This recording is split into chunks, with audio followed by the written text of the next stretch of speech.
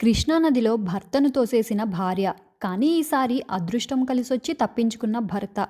కర్ణాటక రాష్ట్రం యాదగిరి జిల్లాలో కలకలం రేపిన ఘటన. 2025లో మరోసారి షాక్ ఇచ్చే ఘటన. ఒక భార్య తన భర్తను హత్య చేయాలని యత్నించింది. కానీ ఈసారి భర్త కేవలం త్రుటిలో తప్పించుకున్నాడు. దంపతులు కృష్ణానది మీద ఉన్న బ్రిడ్జి వద్ద సెల్ఫీ తీసుకోవడానికి బైక్ ఆపారు. అప్పుడే భార్య భర్తను నదిలోకి తోసేసినట్లు భర్త చెప్తున్నాడు. అతను నీటిలో కొట్టుకుపోతూ ఒక రాయిని పట్టుకుని ప్రాణాలని అరచేతిలో పెట్టుకుని కూర్చుంటే ఆమె సహాయం కోసం అరవలేదు, కన్నీరు కూడా కార్చలేదు. స్థానికులు అతని అరుపులు విని వెంటనే వచ్చి తాడితో అతన్ని బయటకు లాగి కాపాడారు. అక్కడున్న జనం హస్బెండ్ పడిపోయినా సరే ఆమె ఏడవలేదు, కనీసం బాధపడ్డట్టు కూడా కనిపించలేదు.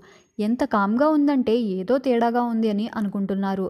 ఆమె భర్త తనే నీళ్లలోకి తోసేసిందని చెప్తున్నాడు. అక్కడ నిజంగా ఏం జరిగిందో మనకి తెలీదు. కానీ ఒక్క విషయం మాత్రం నిజం. ఎవరికైనా వాళ్ళ పెళ్లి బంధంలో ఉండడం ఇష్టం లేకపోతే ఒకరి జీవితాన్ని నాశనం చేయాల్సిన అవసరం లేదు. విడిపోయే ఆప్షన్ కూడా ఉంది. అది మగవాళ్ళైనా సరే, ఆడవాళ్ళైనా సరే. వైలెన్స్ ఎప్పుడూ ఆప్షన్ కాదు.